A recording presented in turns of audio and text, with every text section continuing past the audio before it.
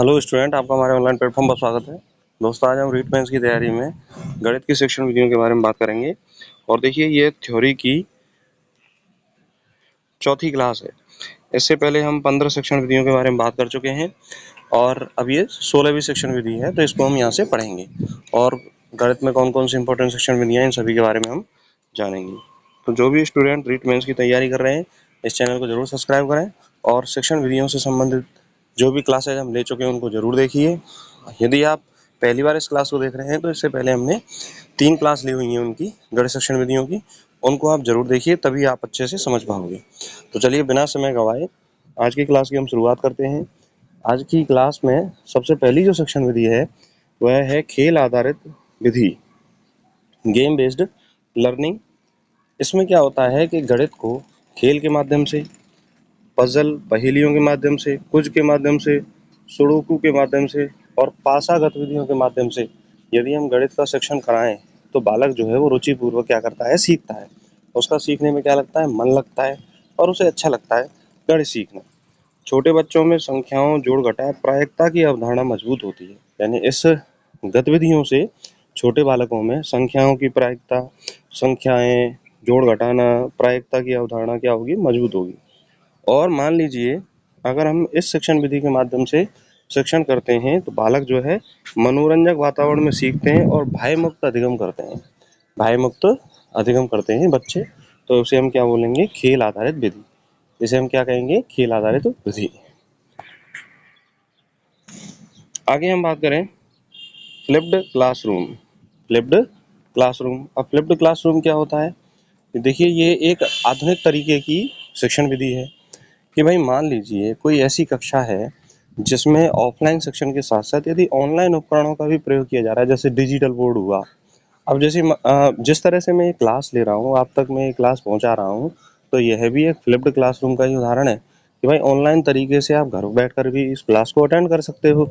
तो इस शिक्षण विधि को हम क्या कहेंगे, फ्लिप्ड क्लासरूम। क्या बोलेंगे, फ्लिप्ड क्लासरूम। विद्यार्थी घर पर वीडियो या ऑनलाइन लेक्चर के से प्रारंभिक अध्ययन करते हैं। कक्षा में शिक्षक के साथ चर्चा करना, प्रश्न पूछना और उनका समाधान करना, और कक्षा में सीखने संबंधित जो गतिविधियां होती हैं उन सभी को हम फ्लिप्ड क्लासरूम में अंतर्गत शामिल करते हैं। अब देखिए, मूलतः अगर हम बात करें तो ऑफलाइन शिक्षण के साथ साथ यदि ऑनलाइन शिक्षण भी कराया जाए तो उसे हम क्या कहेंगे, फ्लिप्ड क्लासरूम कहेंगे। इसका लाभ क्या होगा, कक्षा का समय समस्या समाधान और उच्च स्तरीय सोच में लगता है। यानी कक्षा का जो समय है, जो भी क्लास है, तो बच्चों की जो भी समस्या है उसके समाधान में और उच्च स्तरीय सोच के भाई हम बेहतर कैसे पढ़ा सकते हैं, हम बेहतर कैसे पढ़ सकते हैं, इन सभी में वो समय लगता है। तो इस शिक्षण विधि को हम कहते हैं फ्लिप्ड क्लासरूम। क्या बोलेंगे, फ्लिप्ड क्लासरूम। आगे हम बात करें विविधि शिक्षण, डिफरेंशियल इंस्ट्रक्शंस, है ना। विविधि शिक्षण क्या होता है, प्रत्येक विद्यार्थी की क्षमता, सीखने की गति और शैली को ध्यान में रखकर अलग अलग कार्य दिए जाते हैं। यानी गणित में, अब देखिए, ये तो बिल्कुल सत्य बात है कि किसी भी क्लासरूम में सभी विद्यार्थी एक जैसी गति से सीखते नहीं हैं, एक जैसे तरीके से पढ़ते नहीं हैं। तो प्रत्येक विद्यार्थी की जो क्षमता है, अभिरुचि है, वो अलग अलग होती है। उस क्षमता, अभिरुचि और योग्यता के अनुसार बच्चे को कार्य दिया जाता है गणित से संबंधित। और उस गणित से संबंधित जो कार्य देकर बच्चे को गणित सिखाने वाली प्रक्रिया, मान लीजिए कोई कमजोर बालक है तो उससे छोटे छोटे सवाल कराएंगे। कुछ अच्छे बालक होते हैं तो उनसे थोड़े कठिन सवाल हम सॉल्व करवाते हैं, या उनको ऐसे कार्य देंगे कि जो थोड़ा कठिन हो तो वो उसमें आगे बढ़ेंगे। कमजोर छात्र के लिए सरल उदाहरण और उन्नत छात्रों के लिए चुनौतीपूर्ण प्रश्न इसके अंतर्गत दिए जाते हैं। और यदि इस तरीके से शिक्षण टीचर क्लासरूम में कराता है तो उसे हम क्या बोलते हैं, विविधि शिक्षण। इसे क्या कहेंगे हम, विविधि शिक्षण। मतलब कि भाई छात्रों की विभिन्नताओं के अनुसार, उनकी अलग अलग योग्यताओं के अनुसार शिक्षण कराने की प्रक्रिया जो है वह क्या कहलाती है, विविधि शिक्षण कहलाती है। अब हम बात करते हैं, मोस्ट इम्पोर्टेंट है, परीक्षाओं में खूब पूछी जाती है, ब्रेन स्टॉर्मिंग विधि।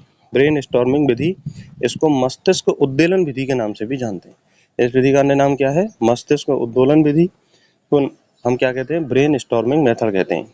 अब ब्रेन स्टॉर्मिंग मेथड के जनक किसे कहा जाता है, तो इसको एलेक्स आसबर्न को ब्रेन स्टॉर्मिंग विधि का क्या कहा जाता है, जनक कहा जाता है। अर्थात ब्रेन स्टॉर्मिंग की तकनीक जो है वो एलेक्स आसबर्न द्वारा विकसित की गई।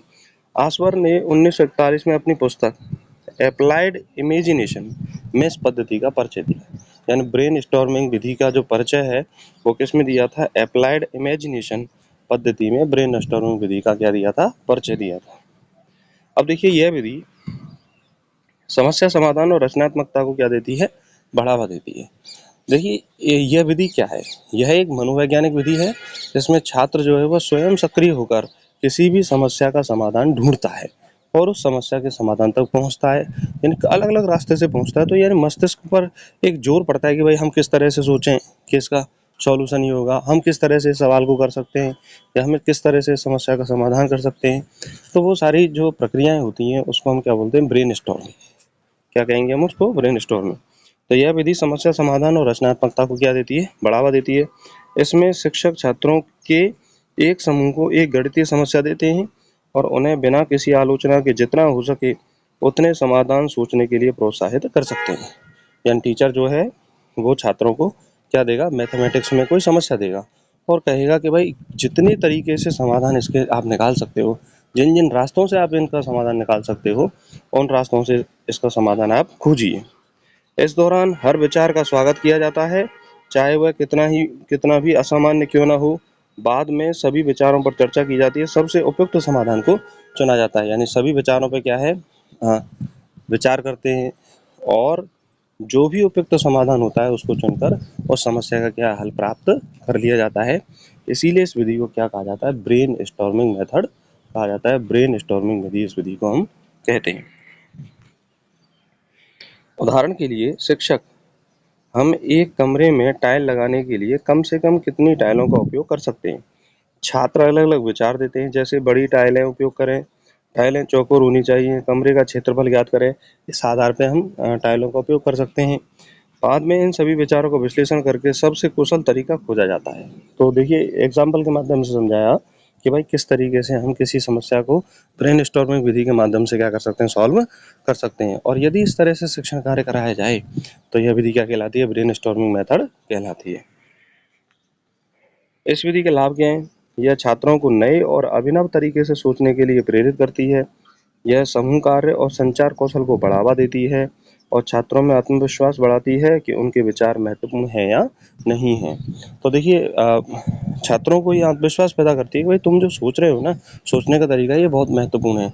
इनमें से जो अच्छा तरीका होगा उसका चयन कर लिया जाएगा और आगे भी आप अच्छे तरीके से सोचते रहिए। तो ये छात्रों में आत्मविश्वास पैदा करती है। और यह विधि कैसी है? मनोवैज्ञानिक है, क्योंकि छात्र इसमें स्वयं कार्य करके आगे बढ़ते हैं। इस विधि के हानि क्या है? यह विधि अनुशासित कक्षा के लिए सबसे उपयुक्त है, लेकिन कक्षा अनुशासित हो यही अपने आप में बहुत चुनौतीपूर्ण कार्य होता है।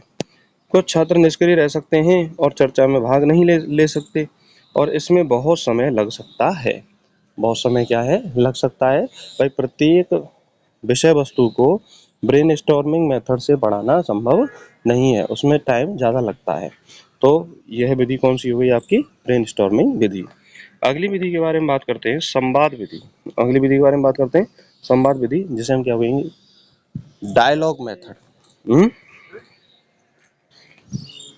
तो अगली विधि कौन सी होगी? संवाद विधि। अब संवाद विधि में क्या होता है कि भाई जब छात्र और स्टूडेंट के बीच आपस में बातचीत के माध्यम से किसी गणितीय समस्या का समाधान खोजा जाता है, समस्या को हल किया जाता है या गणित शिक्षण कराया जाता है, तो उसे हम क्या कहते हैं? संवाद विधि कहते हैं। यह विधि शिक्षक और छात्रों के बीच संवाद और चर्चा पर आधारित है।